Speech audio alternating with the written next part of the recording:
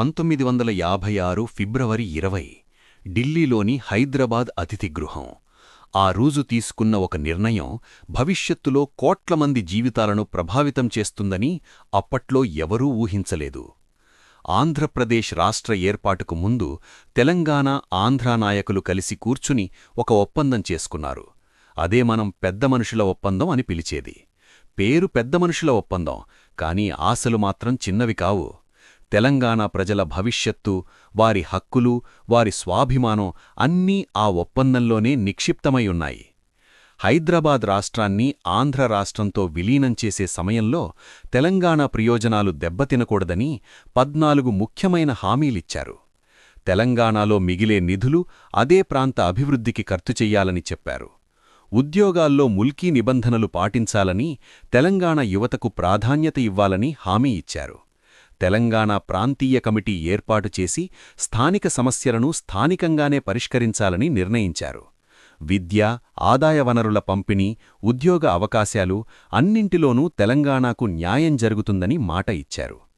అంతేకాదు, మంత్రిమండలిలో 60:40 నిష్పత్తి ఉండాలని, అంటే 60% ఆంధ్ర ప్రాంతీయులు, 40% తెలంగాణ ప్రాంతీయులు ఉండాలని నిర్ణయించారు. ముఖ్యమంత్రి ఆంధ్ర ప్రాంతానికి చెందినవారైతే ఉప ముఖ్యమంత్రి తెలంగాణ నుంచి ఉండాలి. ఒకవేళ ముఖ్యమంత్రి తెలంగాణవారైతే ఉప ముఖ్యమంత్రి ఆంధ్ర ప్రాంతం నుంచి ఉండాలి అని కూడా స్పష్టం చేశారు.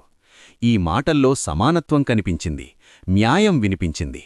ఆ సమావేశానికి తెలంగాణ, ఆంధ్ర ప్రాంతాలనుంచి 4 చొప్పున 8 మంది నాయకులు హాజరయ్యారు.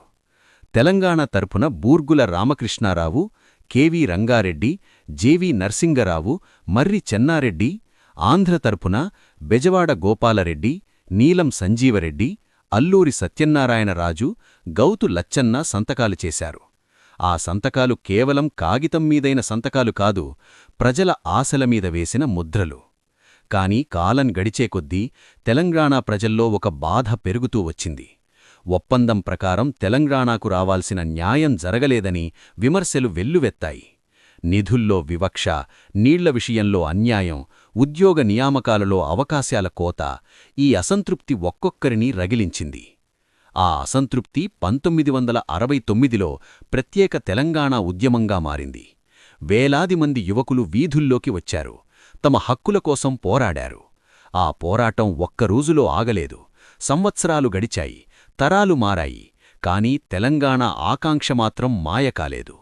చివరికి సుదీర్ఘమైన పోరాటాల తర్వాత, ఎన్నో త్యాగాల తర్వాత జూన్ 2, 2014న తెలంగాణ భారతదేశం యొక్క 29వ రాష్ట్రంగా అవతరించింది. అది కేవలం ఒక రాష్ట్రం పుట్టినరోజు కాదు, అది స్వాభిమానానికి గెలుపు రోజు, న్యాయం కోసం చేసిన దీర్ఘయాత్రకు ముగింపు రోజు. ఈ చరిత్ర మనకు ఒక విషయాన్ని గుర్తుచేస్తుంది: హక్కులు అడిగేవారికి ఇవ్వబడవు, పోరాడేవారికి దక్కుతాయి. మాటలు కాగితంపై ఉండొచ్చు, కాని వాటికి ప్రాణం పోసేది ప్రజల సంకల్పమే. ఇలాంటి చరిత్రగాథలు, మన స్వాభిమానం చెప్పే కథలు మరిన్ని తెలుసుకోవాలంటే నా ఛానల్ను సబ్స్క్రైబ్ చెయ్యండి. మీ ప్రేమ, మీ ప్రోత్సాహమే నాకు పెద్ద బలం.